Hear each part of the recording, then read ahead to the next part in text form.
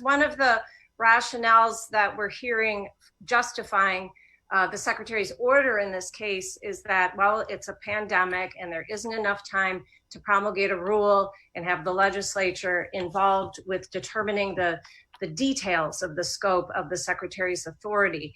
I'll direct your attention to another time in history, in the Korematsu decision, where the court said the need for action was great and time was short.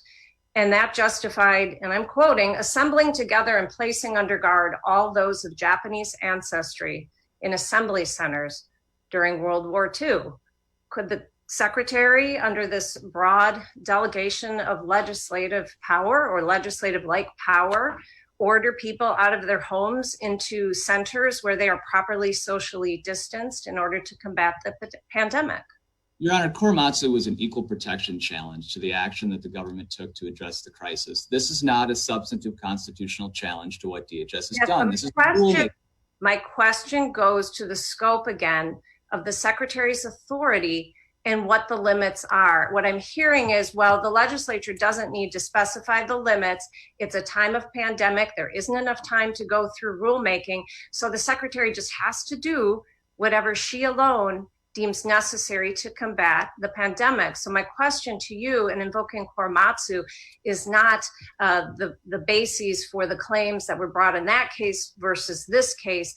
The point of my question is, what are the limits, constitutional or statutory? There have to be some, don't there, counsel? Yes, there absolutely are, Your Honor.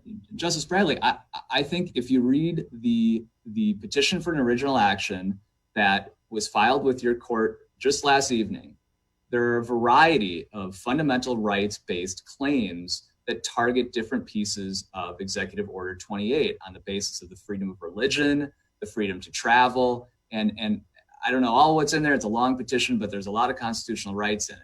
The logical consequence of your argument, counsel, is that the government could step in and do this. The DHS secretary could step in and do this every single flu season, every year, because the flu kills tens of thousands of people in America every year, and that's a communicable disease.